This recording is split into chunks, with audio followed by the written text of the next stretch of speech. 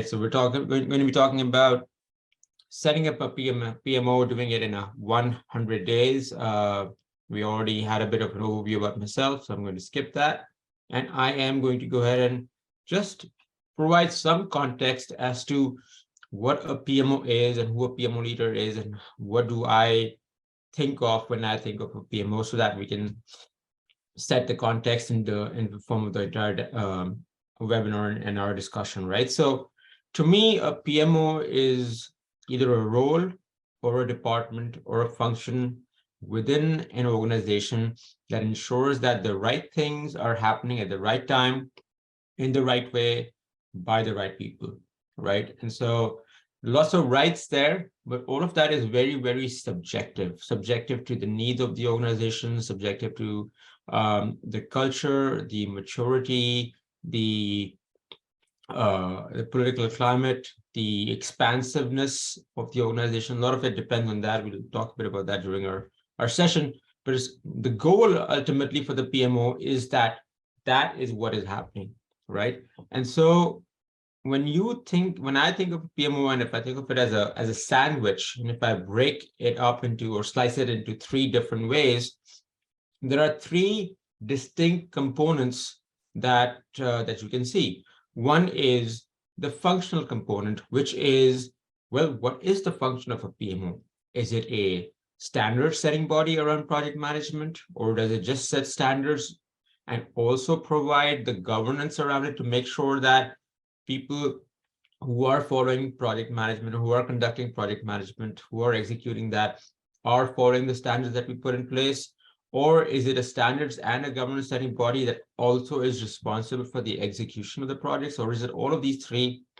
And in addition to that, ensuring that it's sitting at the strategy table with the execs and making sure that the right decisions are being made, or facilitating and collaborating the right decisions, right? So that is the functional component of it. What is the PMO supposed to do? The second component is the structural component, which really is about the people, process, tools, the enablers that essentially power or fuel the PMO. And then finally, the disciplinary component, which is essentially talking about four key buckets: execution, change management, resource management, and communication. So if I break these up further, we're looking at things along the lines of schedule management, budget management, personnel management, reporting and monitoring, risk and issue management, essentially all the project management disciplines that you can think of. And it's important to note that, because as a PMO or as an entity, when you're starting off setting up a PMO, you may not actually delve into all the disciplines of project management. You may pick up a few only to start off with, again, based on the needs of the organization, based on the need of the hour, and just focus on that. And so when we are thinking up of a PMO and setting up a PMO and how we should be progressing with that journey, we really need to understand, and I will discuss, of course, how we can do this in 100 days, but what truly is the function of the PMO that we're looking at? What are the structural components that we should be focusing on? And which project management disciplines should we be looking at, right? And so that is what a PMO is, and that's why I wanted to share this base concept with all of you before we proceed. And so since we did talk about a PMO, who is a PMO leader, right? So PMO leader is anyone who within the organization has been empowered to set up, manage, and grow or evolve the PMO, all right? Now, with that said, I want to go ahead and talk a bit about how does one become a PMO leader, right? There are many ways to get there. And I essentially like to break them up into two distinct buckets. The first bucket is the conventional way of managing or of becoming a PMO leader. So project management and PMOs in general have been tied historically to IT. So anybody who has any sort of tech background, being a coder, a tester, a consultant, who essentially then becomes a project manager, then a program manager, and a PMO leader, or you could have a coordinator who becomes a project and program manager and then becomes a PMO leader, or you could have a database architect who then becomes a program manager and then becomes a PMO leader. There are just many different permutation combinations there, all essentially based from their background in tech that leads them towards having experience in the field of project management, and then ultimately becoming a PMO leader. Now, that's one journey of becoming a PMO leader. The other journey is the non-conventional way, which is where someone who has zero or even limited amount of project management experience and have been thrust into the role of a PMO leader by their organization, or someone who has a lot of strategy or operations or business as usual background, someone who really understands the workings of their organization and have had a credibility of getting things done, and they've been pushed or asked to set up a PMO and becoming a PMO leader, or someone who could just literally be really, really fed up. And this happened with some of my clients where they were really, really fed up with the way projects were happening, they were being managed within their organization, and they decided to just roll up their sleeves themselves and went ahead and went about starting and creating a PMO. And so that is what brings me to learning more a bit about you. Let's pause for a minute and learn a bit about who I am speaking with here, right? So just in the chat, everybody, I want you to tell me, why are you here? Why are you interested in PMOs? Are you a sponsor? Are you setting up a PMO for the first time? Do you want to become a PMO leader one day, or are you just managing a project in a PMO? Or is it something else? So in the chat, everybody, if you can maybe type in and let me know. I am not seeing any chat messages coming in. Okay. Jack Daniels says setting up a PMO for the first time. She says eager to become a PMO leader in the future. Philip is just learning. Avinash wants to setting up a PMO for the first time. Kishore is a project manager and a PMO.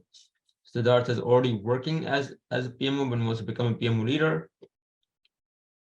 Ore says managing project analysts on different projects.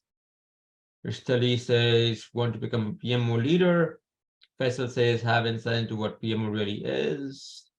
Octaviana says setting up a PMO for the first time. Okay. Now to become, okay, fantastic. PMO for the first time. Attending PMO experience program delivery manager. Perfect, perfect. So I have a lot of different responses here, all touching up a bit about all of these. So I can notice that most of you are either a PMO leader, or want to become a PMO leader one day, or are a project manager or working within the PMO, and some of you are setting up a PMO for the first time, and a few of you are here just because you want to just learn more about PMOs. That's fantastic. Thank you for sharing that. Now, I want to ask you, what's your own project management experience? Is it low? Are you new to the game? Is it medium that you've been dabbling in it for a bit? Is it high, you're a pro, or NA, you don't manage projects at all? And this can be a very, very subjective rating. There's no, scale per se, it's whatever you think it is. Medium, low, low, high, medium, high, NA, medium, low. Okay. Okay, we have a good mix. Medium, including product management, fantastic. Medium, low, medium. Okay, great. Medium, medium. So most of you are in the medium category. We have a few highs and a few lows and maybe a couple of NAs, but most of your teams have been in the field of project management for a bit. Fantastic. And then what's the size of the company that you're working for? Are you working for small organizations with a headcount of 1 to 150, or medium with a headcount of 151 to 500, or large 500 plus 501 plus headcount? Small, medium, large, small, large. Okay. We have quite a few larges here and several smalls and just a few mediums. Okay, that's great. And then finally, I want to ask you if you already are a PMO leader, or that you will become one, based on your career progression, do you think you will become a PMO leader, or you have become a PMO leader through the conventional path or the non-conventional path? Okay, I've got a few conventionals here. Conventional on way to become one, but Faisal, on way to become one in what way? Conventional or non-conventional? Conventional, most of you are conventional. Array is non-conventional. Yep. Okay. Conventional. Okay. We have quite a few folks here with conventional and just a handful of non-conventional. Any more responses, anyone?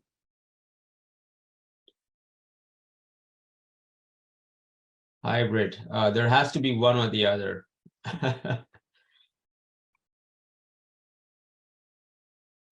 Okay, so we've got quite a bit of conventional and just a handful of non-conventional, right? And that's fine, because that's why we have the conventional journeys and then we have the non-conventional journeys. But one thing that I do want to mention to all of you is that you can become a PMO leader in whichever way, right? So you don't necessarily need to be in only the field of IT or only the field of construction just so that you can become a PMO leader. You know, I have seen and worked with folks and clients who have had limited to no project management experience.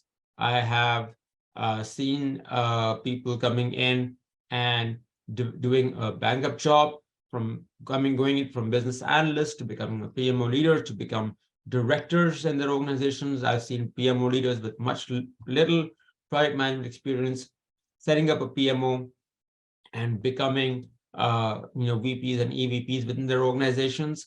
And that's the beauty of this role. That's the beauty of what project management is all about and what PMO is all about, because there are countless ways you can get this opportunity. And each opportunity within a PMO, within an organization, has its certain nuances, which are or could be based on what exactly you can offer based on your unique skill sets and your unique experiences, right? And when you go ahead and are actively looking for a PMO leadership opportunity, if you're not a PMO leader or already, what you need to do is first understand whether there is a need for a PMO within your organization. See if you can go ahead and take the leadership or ownership and initiative to create one there, or go ahead and, when you're looking for opportunities, find for those nuances and nuggets that you think you can really relate to, and that you can make that connection and help others, the interviewers in the organization, see that connection between your experiences and what the opportunity requires, right? So every organization has varying needs and requires different skill sets, right? And so as you are becoming a PMO leader, what are some of the areas that you should be focusing on in becoming a PMO leader, right? One is obviously the project and program management skill sets, right? Now, of course, as I mentioned earlier, this is not absolutely necessary. I have seen people with limited or no project management experience become great PMO leaders. But having project and program management experience, of course, is helpful. Now, we can also have organizational skills, such as regulatory understanding of regulations, business planning, strategy, analytics, etc. And then, of course, certain business specific skills. And this is very, very helpful if you are leading a PMO or want to become a PMO for a certain function, right? So for instance, if it's an IT focused PMO, then having some IT background, or a marketing department PMO, so having some marketing background, or HR or finance or procurement, or whatever the role or the function of the department is, having some prior background in that can be very, very helpful, because in that way, you're not just there helping guide, provide standards for the projects and the program that are there, and managing the execution, but also going and rolling up the sleeve and helping them from a process and subject matter expertise perspective, because you have that prior background, which can be a game changer for that specific function. So having those business specific skills can certainly be helpful. I can give you a quick example. I had someone who I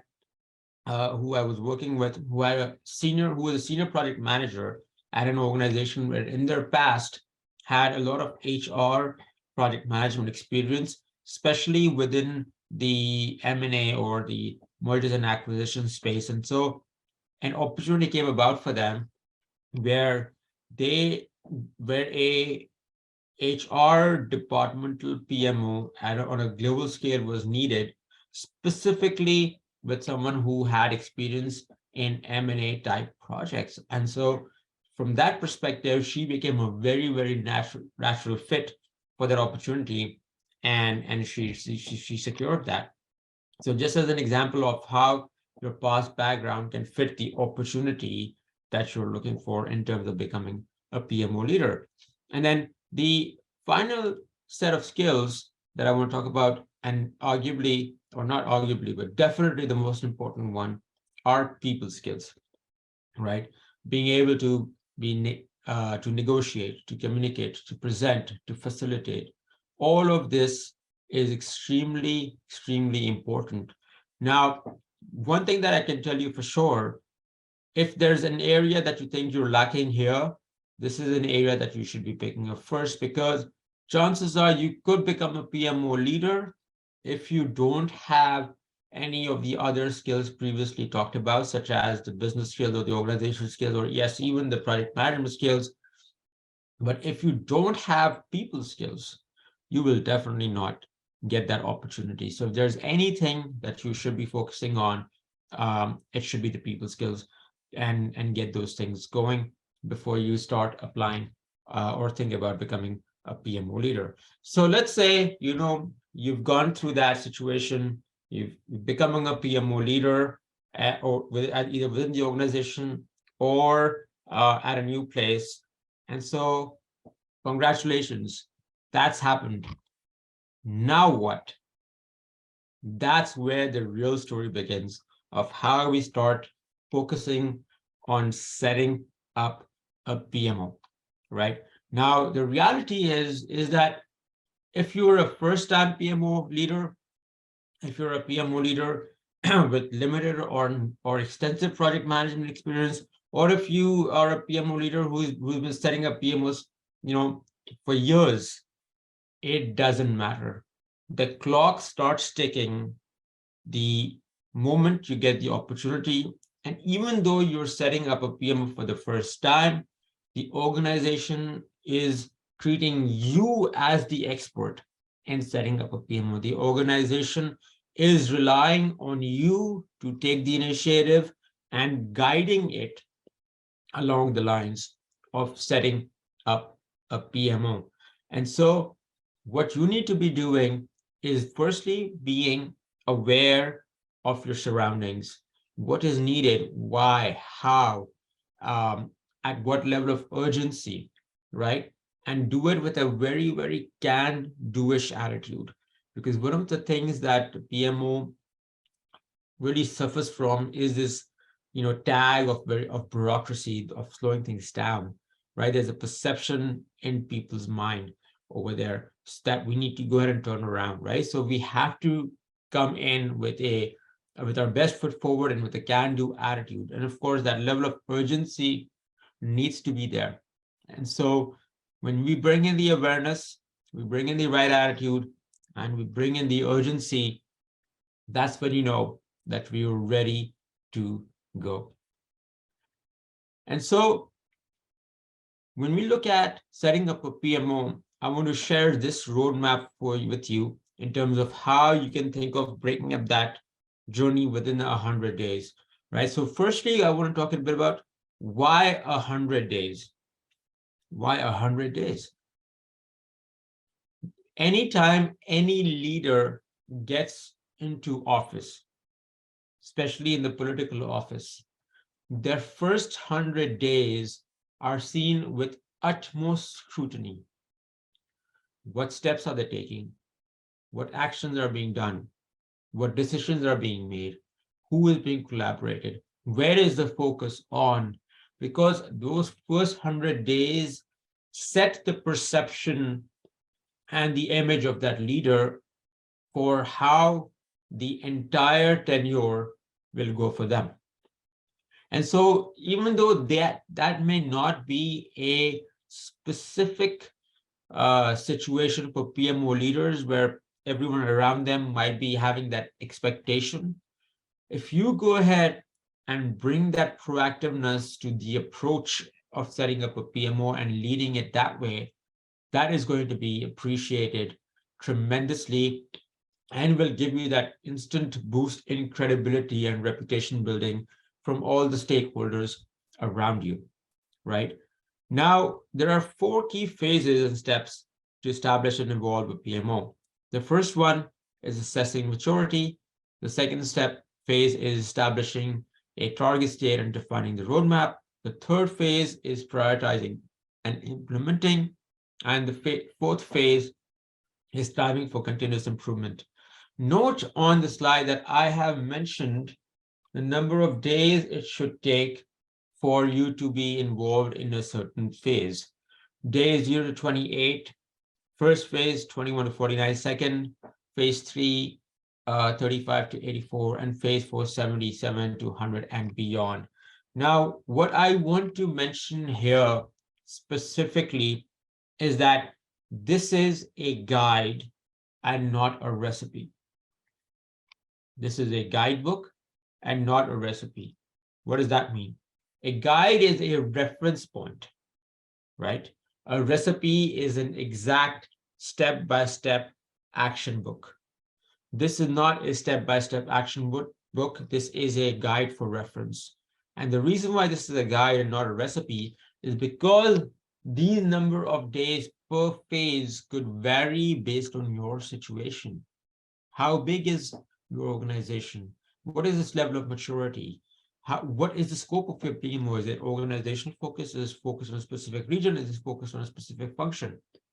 What is the level of appetite of change for the organization? Yes, somebody is asking you to set up a PMO, but is the organization truly ready, or others have others already been bought in?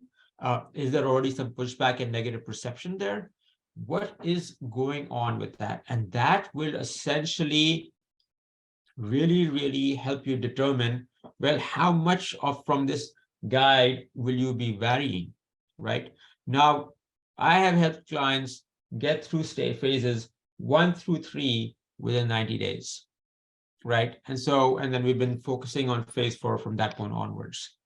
But from your position, or for a PMO's position, what I would suggest is that even if you may not be able to get from phases 1 through 4 within 100 days, what you must absolutely is have phases 1 and 2 done within 90 days. Within 3 months, you should have a roadmap for what your PMO setup should be. If you haven't gotten it down to that point, either you moving too slow or the way you're breaking up and chunking up the setup of the PMO is too big. So that is one thing that I want you to take away from this session, right? So again, a reference point here in terms of how you need to be breaking up your evolution, setup and evolution of your PMO, and the absolute must do that you should be focusing on in terms of achieving at least phase 2 within 90 days. Now let's go ahead and take a moment to dive a bit into each of our phases. Phase 1, which is assessing the maturity of your PMO or your organization. So if you already have a PMO in place, or if you have some project management in place at your organization and you're being asked to either set something up from scratch or optimize an existing PMO, you need to understand what the current state is. And if you have no PMO, or even if you have very limited project management experience, understand what's going on within the organization. So what are the strengths? What are the weaknesses? Where are the gaps? What are the synergies between different departments? Are they able to go ahead and collaborate together? Are they able to make decisions in a proper way? How is the technology orientation? How is the maturity in general? What project management challenges are these organizations facing? Why do those project management challenges occur? What are the root causes for them? That is something that is the ultimate result or outcome of your first phase. And the top 3 checklist items that you should be focusing on for this phase is, number 1, identifying who your key stakeholders are and interview them. Why do you want to identify key stakeholders? Why do you want to interview them? Because you want to go straight to the horse's mouth. You want to understand from them what your project management challenges are and why do you think they exist, and maybe even ask them a bit about what do you think can be done to fix them, or have something been done in the past to fix this, and if so, why hasn't it worked? These insights are what will guide and shape the function, the structure, and the disciplinary components of a PMO, right? Now, 2 things here. Number 1, who are PMO's stakeholders? In my opinion, there are 3 different types of PMO stakeholders. 1 is who the PMO reports to, which is executive leaders. 2 is who the PMO works with, which is your departmental peers. And 3 is who works and reports into the PMO, which is your project managers, analysts, coordinators, etc. And so one of the things that I see a lot of PMO leaders do is that they either interview who hired them in the first place. So, hey, okay, let's say if the CIO hired me to set up a PMO, I'll just go and talk to the CIO. So, okay, CIO, what kind of PMO do you want? And the CIO will say, okay, I want this. And that's exactly what I would do. And that was a mistake, because I need to make sure that I just don't go to the CIO.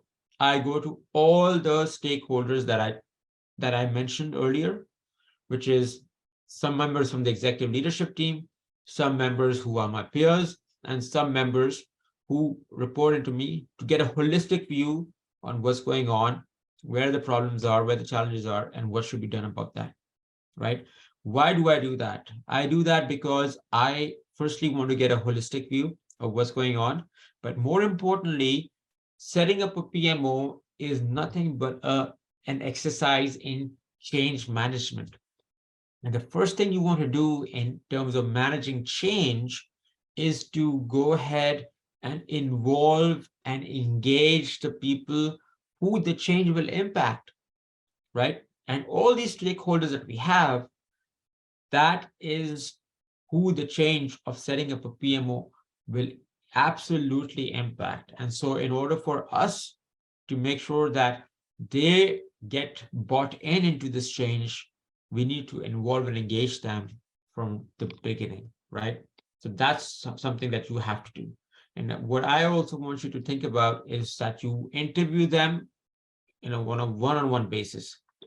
never in a group setting, because in that way, the people who are always quiet will stay quiet and you'll never hear from them and get their perspective, and you'll just get the perspective of a few who are just the louder ones in the room, right?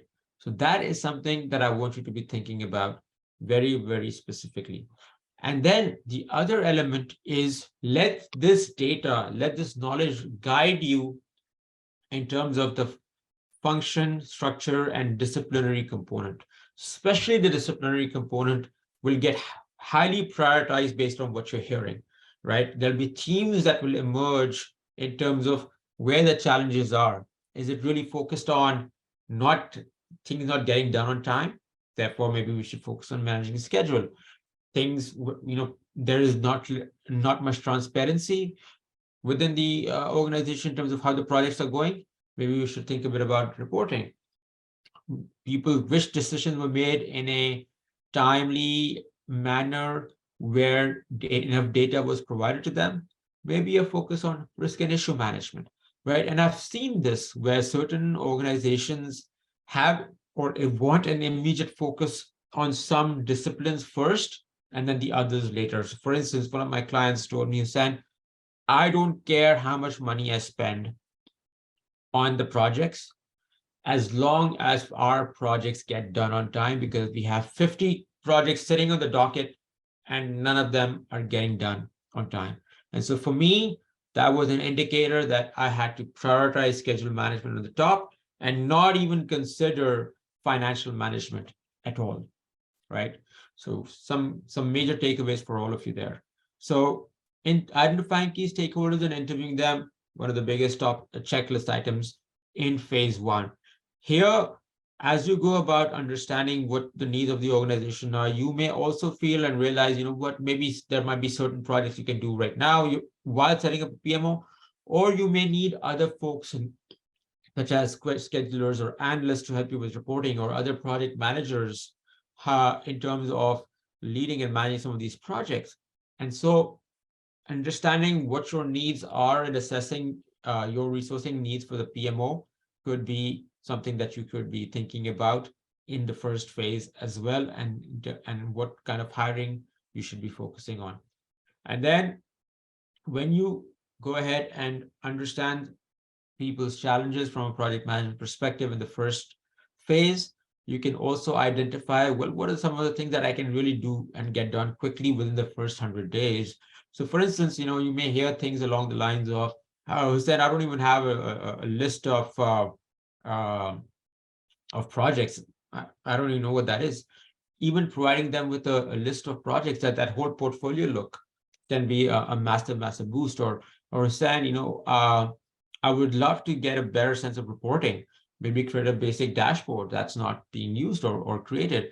Or then, I'd love to get a bit of a deeper insight into how our schedules are being created. And so, providing some training, immediate training on how schedules are created from bottoms up can be extremely helpful for the team and your other stakeholders, right? So again, what can be achieved in the first 100 days, identifying those quick wins is super important, because at this point, one of the biggest things you want to do, like I mentioned earlier, is get instant credibility, get your reputation built up. And so you want to be, as a PMO leader, you want to be seen as a PMO that is not just about is not about planning only, it's not about all talks, but there is some action there too, right? So identifying quick wins can really help you not only do that, but also show that you're putting your mouth where your money is. Sorry, we are putting your money where your mouth is, right? So that is phase one, assessing maturity. The second phase is establishing the target state and defining the roadmap. So once you've understood what your organization's project management challenges are and what's causing those challenges, it's time to go ahead and start putting together recommendations of what actions can be done, what steps can be taken to actually course correct or bridge the gaps or fix those problems, right? And so what you want to do is take all of those and work with your stakeholders that you've identified in terms of prioritizing what you should be focusing on. And with their help, with that prioritization, you are really carving out what the scope of the initial setup of your PMO really is. Is it based on a certain business areas? Is it for the entire organization? Is it for a certain region or geographic locations? That can really, really be helpful. And once you start figuring out and putting together this list of initial recommendations, you know then what it is that it will take for you to actually measure your progress on how you are on how the those recommendations are getting executed. And therefore, the metrics or the qualitative indicators there can be really, really helpful to gauge the performance of your PMO, right? So what can some of these recommendations be? So for instance, if let's say some of the, let's say somebody had an example of, well, we cannot, our projects are never getting done on time. If that's the case, then schedule management is an area that could be worked upon. Well, why is that the case? Let's say, for instance, they think that the project managers need more maturity. Well, some of the trainings could be there in place, or our projects, the effort that is being estimated is not at par. Then taking a look at a better understanding of how effort is being determined and rectifying that. Or if somebody shared with you that these schedules aren't getting done, these projects aren't getting done on time because resources are getting shuffled every now and then. And so, putting a focus towards resource management processes, roles and responsibilities, and tools there can be very, very helpful, right? So these are the list of recommendations that will tie in to the challenges that were brought up within phase one. So, like I said, build those recommendations, work with the stakeholders to prioritize them, and put together that business case or that initial roadmap that you want to start thinking about, right? And now at this point in time, you also want to go ahead and start hiring for the resources that you think or thought that you needed in phase one. And I want you to also start thinking about the one or two milestones that can be achieved in the first 100 days. Now, these milestones are different than the quick wins that we talked about earlier when we were discussing phase one. These milestones are significant moments within the setup of your PMO that must be done. Now, one of the biggest ones here is the development of this roadmap, right? Is the development of this business case. Because what is that? That is nothing but your actual project schedule for the setup of a PMO, right? Your PMO setup is a project in itself. And so being able to go ahead and understanding what that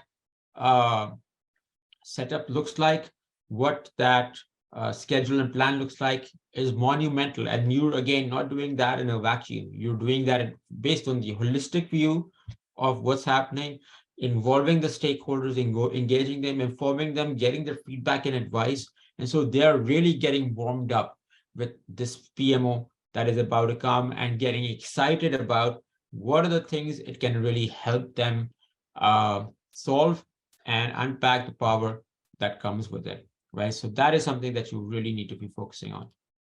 Phase three is then taking those recommendations and first implementing a pilot, right? So don't go for the full-blown rollout immediately. Conduct a pilot. What can a pilot be? A pilot could be, taking either some of the recommendations that you had and rolling them out first to see how those go, or perhaps what you could do is roll out all the recommendations, but for a select set of projects or a select set of regions or offices to see how things are getting done. How are those recommendations getting implemented? How are they being learned? How are they being executed? And what lessons can you learn from them? What tweaks can you do when based on the feedback that you're receiving? Because no product or will ever survive the first touch point with the customer, right? And in this case, the customer are all your stakeholders. And so once they actually get to see and taste the reality of what is about to come, they'll give feedback and they'll respond to it, and you need to take that response and incorporate that in within the pilots, so that when it's time for a bigger rollout for the PMO, whether it's in sections, whether it's done in phases, things will be more seamless, right? So that is what you need to be focusing on there. Now, what you should be doing in terms of the checklist items.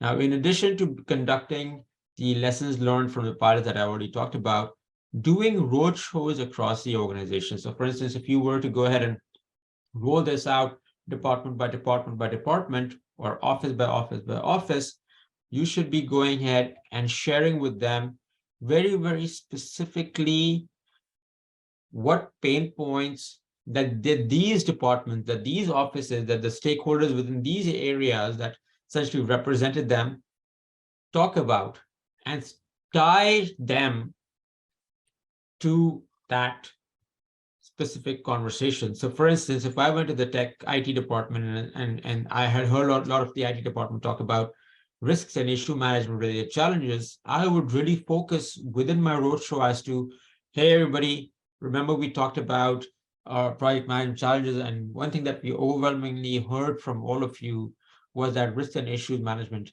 was a major concern. Well, here are the recommendations that we're going to be doing about as part of our PMO rollout, and here is what you can expect, and here is when you can expect things by.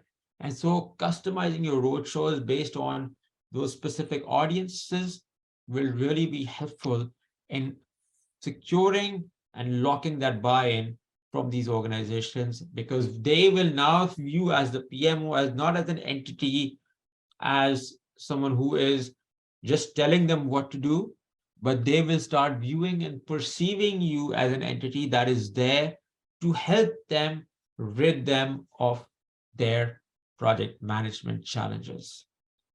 And then finally, phase 4 is continuous improvement, right? So as soon as you have your PMO rollout done, you need to start focusing on the metrics that we had identified in phase 2, and providing reporting periodically, regularly, in terms of how things are going, both good and bad, right? Because when things are going good, you need to let the world know. You need to be your own marketing officer for your PMO to let the world know that things are going well. When things are not progressing as planned, identify why that's not the case and share what your course corrective actions will be, right? Now, as you go into this loop of continuous improvement, you will realize that there were certain areas of project management disciplines that weren't incorporated as part of your initial rollout. Maybe now is the time to go ahead and include them. Or maybe that's not the case. The feedback that you're hearing from your organization is, what we started off with the project management disciplines, let's go further, deeper into them.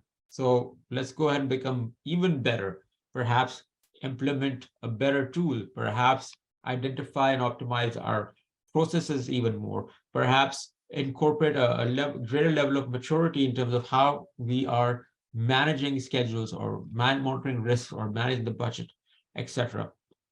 That can be extremely valuable and helpful, right? And so one of the things that you should be focusing on is, again, that basic set of metrics and dashboards in place, right? And then making sure that whatever successes you have, you publicize them early. Now, when things don't go well, people expect more from you. And when things do go well, people still expect more from you. And in order for you to keep on delivering more, not you as a PMO leader only, but your organization, your PMO, whether it's a PMO staff, whether it's people directly reporting into the PMO, whether it's the analysts, coordinators, project managers, you keep on need to make sure that your skills and your attributes are increasing in maturity as well, because that will help elevate you and your PMO game based on the needs of the organization, right? Now, we talked about 100 days of setting up a PMO, phases 1 through 4, assessing maturity, making the target state, implementing, and then striving for continuous improvement. That's well and good, right? But one thing that I want to make sure that you are aware of is this one stat. And this is the stat that essentially fuels and drives me even to this day in terms of what I do, how I help PMOs, how I work with PMO leaders, etc. Right? Which is 50% of PMOs fail in 3 years. So if you told me, Hussain, well, you're setting up a PMO, will it succeed or fail?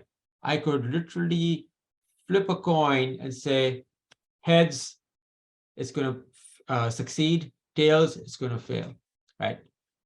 But those of us who know and understand the value of PMOs can say that PMOs are far more valuable to an organization than the probability of a coin toss. PMOs are far more valuable to an organization than the probability of a coin toss.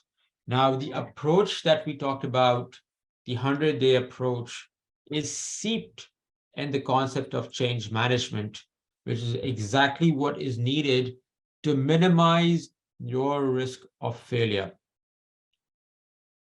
Because a lot of the times PMOs fail is when that change management concept, that underlying foundation is either skipped or tried to get short-circuited.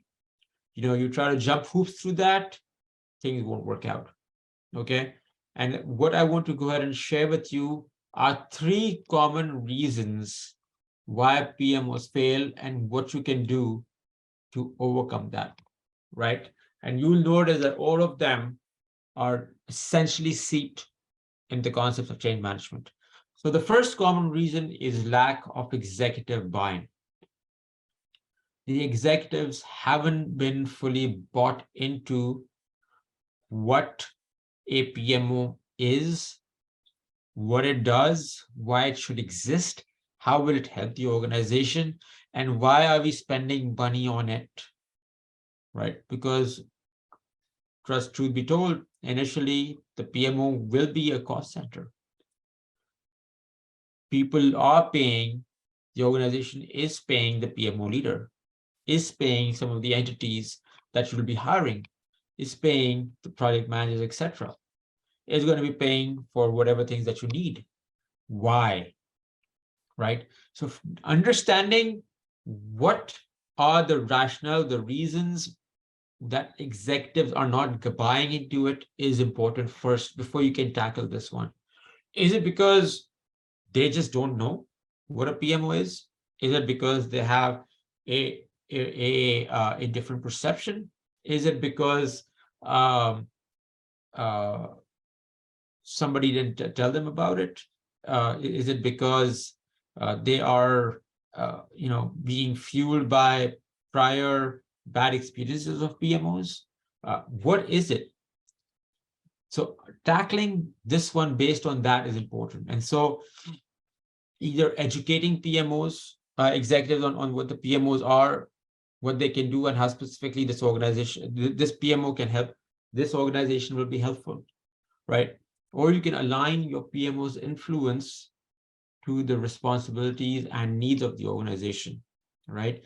And again, what we talked about, phase 1, assessing the maturity, all the things that we talked about there will really help you take this on by their horn, right?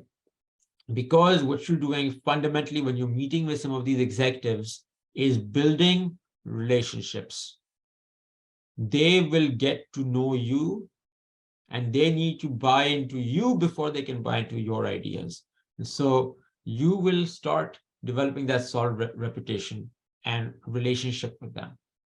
Number 2, as through those interviews, you're also educating implicitly on what is it that you're meeting them, what the PMO can do, and essentially what are the problems that you are looking to solve for them, right?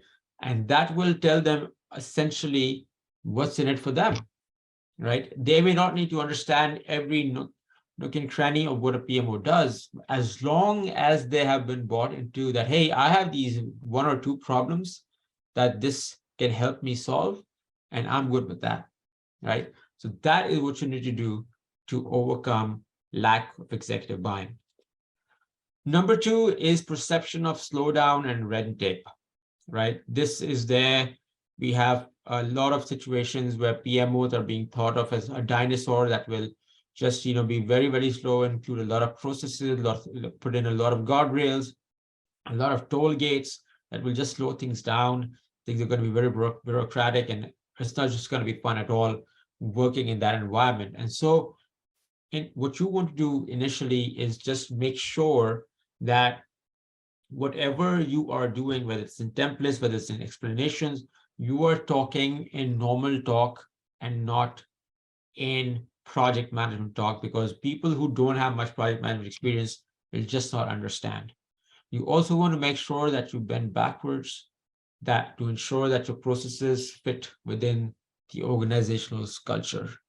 And finally, you want to make sure that people who you have started helping through phases 1 and 2, right, especially through the pilots, if they're finding the PMO to be super helpful for them, use their voice to fuel your support, to break down that perception, to turn things around, because that is going to be fundamentally helpful. The third reason that I want to share with you why PMOs fail is policing, right? People have this perception of, well, PMOs don't really do anything, but when things do go wrong, they come in with a ruler in their hands to slap, just to slap us with that.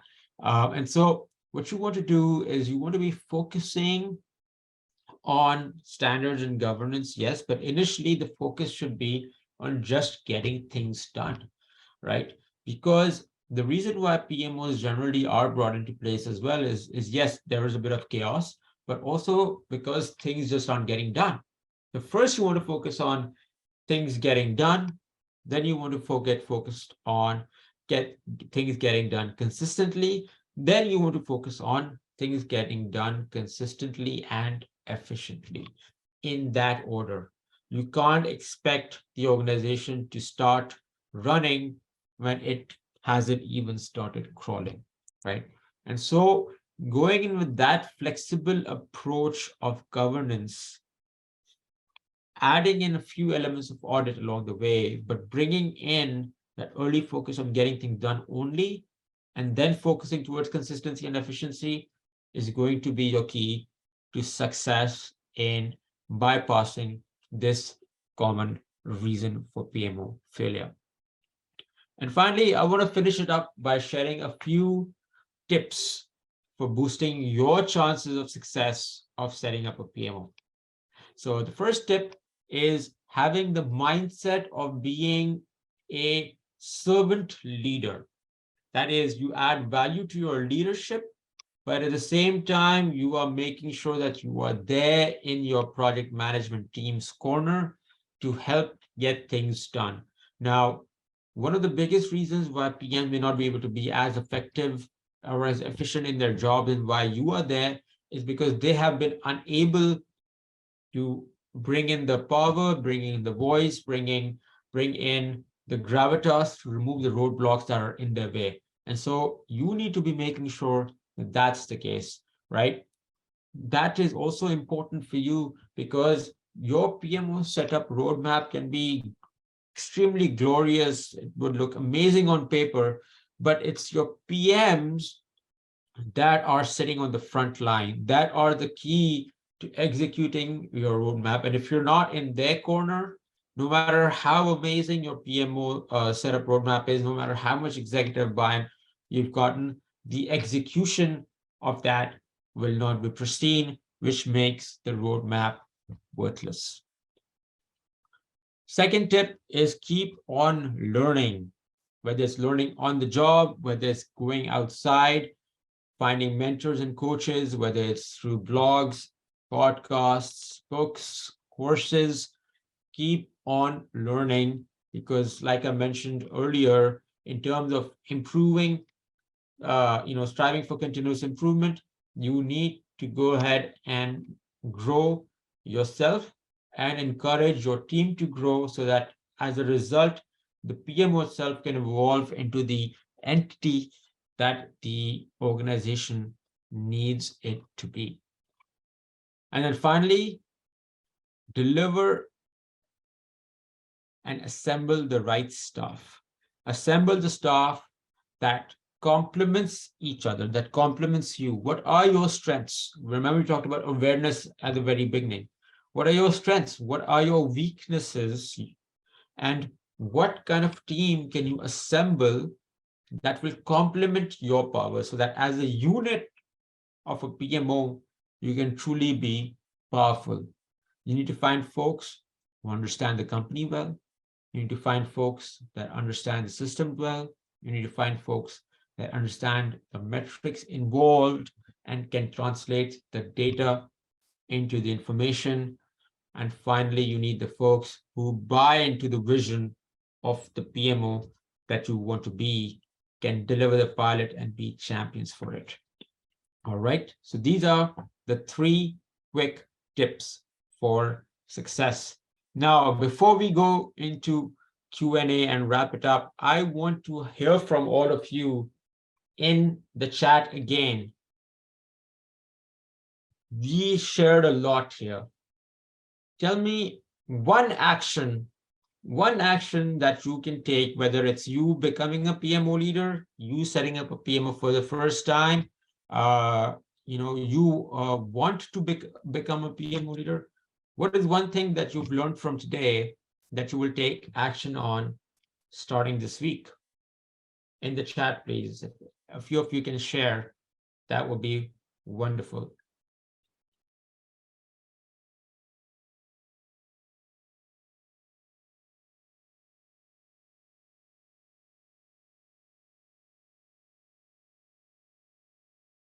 Okay, somebody said 4 phases. What about the 4 phases? How can you make it actionable? Make sure I continue to learn, know my strengths, and improve my weaknesses. Great. Thank you for sharing that. What else? That to set the process depending on organizational culture. Prepare a simple dashboard and plan to manage the PMO and the team well. Okay, fantastic. Keep learning from mentors. Loving it. Fantastic. What else? Assess maturity, identify stakeholders for better engagement. Sensitize the executive on the advantage of having a PMO. Great, great. Okay, fantastic. Identify stakeholders and interview them, do a thorough review of the current state, keep learning on the job, get the buy-in, show change management space, communication, becoming a people person. Fantastic. Thank you very much. Okay, I hope all of you found this session helpful, insightful, engaging, and most importantly, actionable. So with that, Sitalu, I am ready to take people's questions. Yes, thank you so much, Hussein. That was such a learning session. Uh, we can go ahead and start the Q&A session now. We will be taking it for 15 minutes. So if anyone has any questions, feel free to ask your questions on the chat box. You can also raise your hands through the reaction button on Zoom. We will unmute you if you want to ask directly. Okay. So Rahul here has a raised hand. You can just unmute yourself and ask your question. Yeah. Can you hear me? Yeah. Yes, Rahul, go ahead. Yes. Yeah. First of all, yes, a very, very, very nice and informative session. So thank you very much for that. Yeah, Thank you, I have Rahul. a very, very, very basic question, and in fact, like that's the practical one, which actually I have encountered during my transition program, where like PMO office was in question.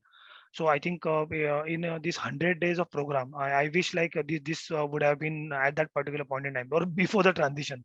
But that particular point in like we did not have a transition experience, and what we did is like we just done that as an ad hoc basis. And so can we apply this 100 days of PMO setup theory for all the projects? Like talk about the mobilization, transition, or maybe initial setup for OSS, BSS, or any kind of a project and program management.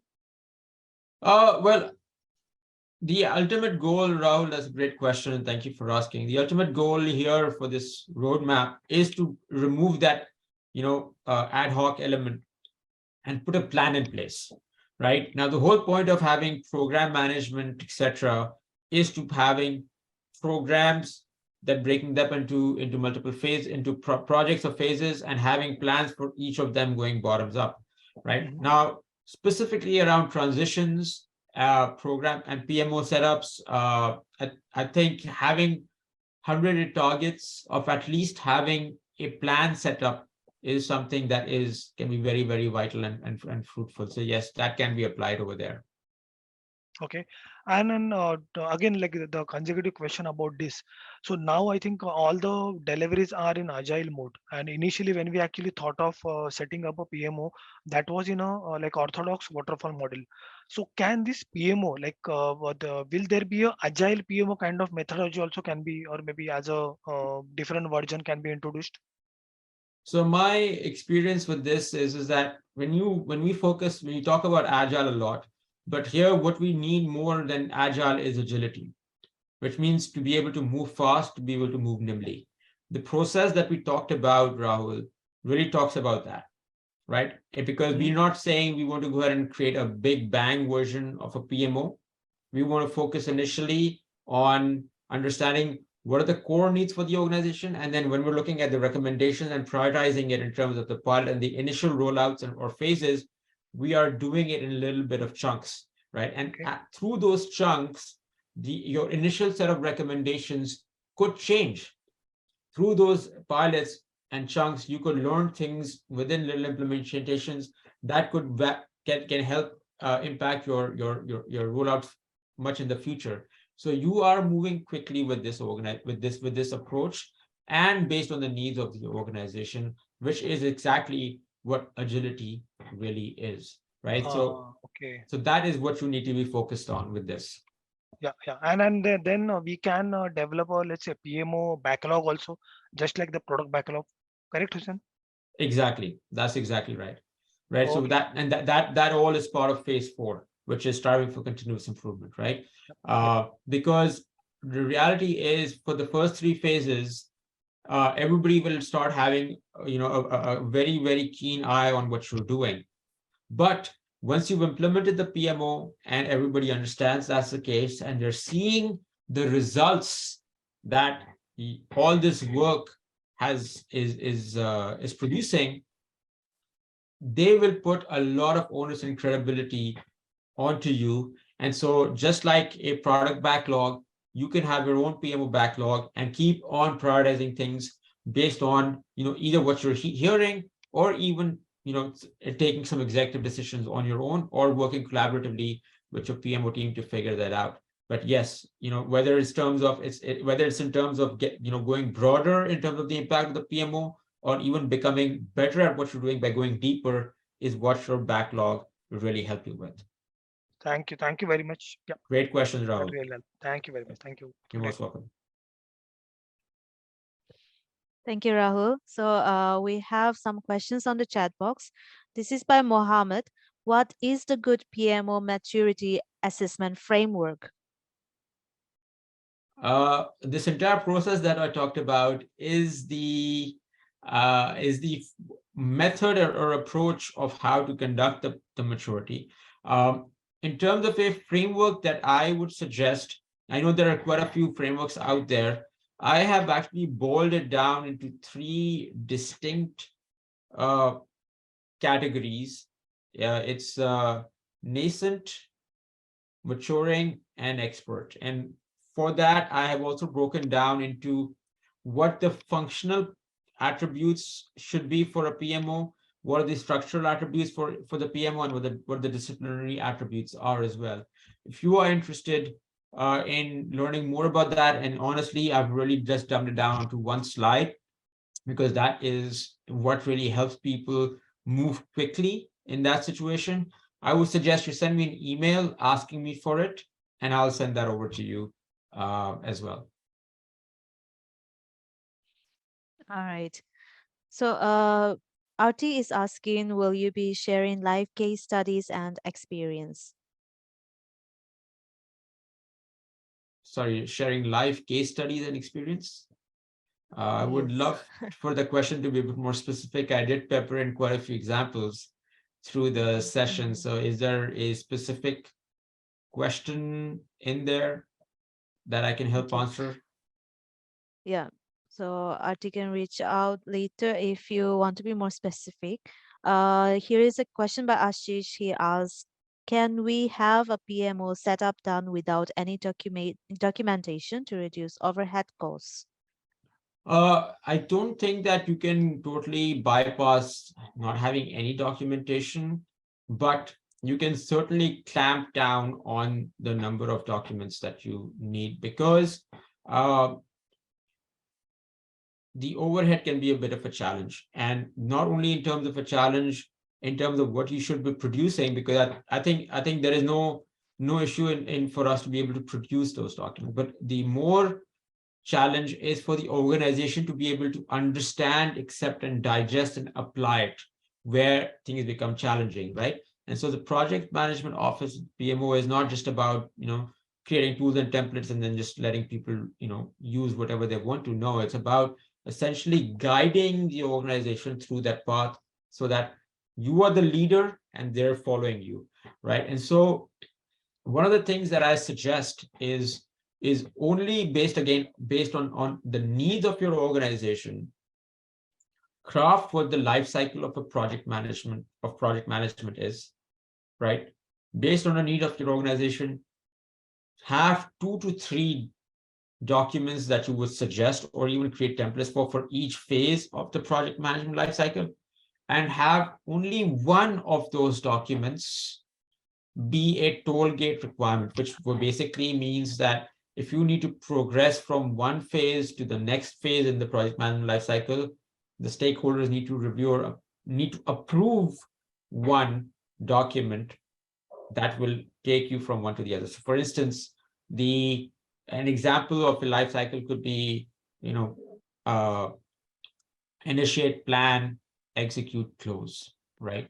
So you could have just the project charter be the document for approval from initiate to plan. You could just have the requirements document be the approval from plan to execute. You could have the final, testing sign off as from uh, the toll gate approval from execute to implement, and then the lessons learned session from to close off the project, right? So that way you can certainly clamp down on the number of documentation, but I think you can't avoid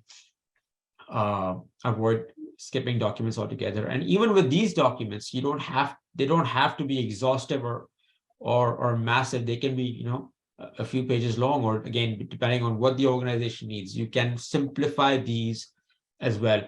Because like I said earlier, the focus should be on first getting things done, then getting them done consistently, and then getting them done consistently and efficiently. I hope that helps. All right. Here is a question by Wednesday. Does PMO works for Six Sigma methodology? So a PMO, in my opinion, is or should be methodology agnostic. That means it doesn't matter what methodology or methodologies are being used underlyingly, whether it's Six Sigma, whether it's lean, whether it's waterfall, hybrid, agile, it doesn't matter. The PMO should be able to sit on that. And the approach that I talked about through this webinar will help you irrespectively of that. It's like, the question is as same as asking, hey, well, I want to set up an IT department. can an IT department really help for an infrastructure type of work, or can it really help for if we're developing web apps or mobile apps, or maybe even we create our mobile or web apps through C++ or Java or C# or HTML or JavaScript. It doesn't matter what languages are we using, what methodologies we're using there. We can set up an IT department irrespectively, right? And that's the same notion of project management office, right? It's again, it's something, it's an entity, a role, function, or department that helps you do the right things at the right time in the right way by the right people.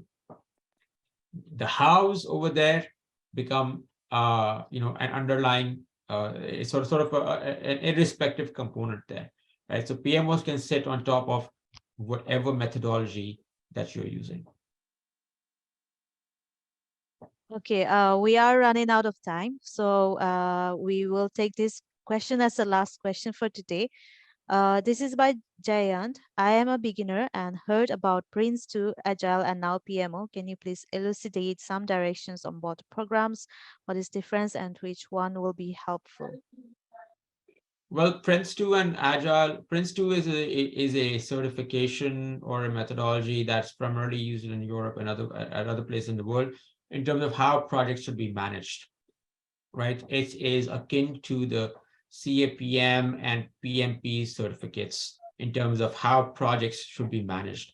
Agile is a methodology for how a project should be managed, and PMO is an entity that helps you provide the standards, governance, execution, and strategy for managing for program and project management.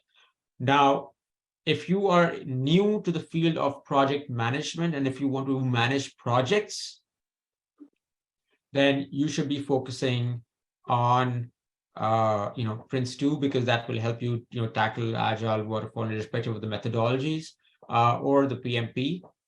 If you want to eventually become a PMO leader, it is certainly good for you to have some program project management experience. So I would, again, like I said, focus a bit on Prince 2's PMP first, get some project management experience under your belt, and then start getting towards becoming a PMO leader if that is your aspiration.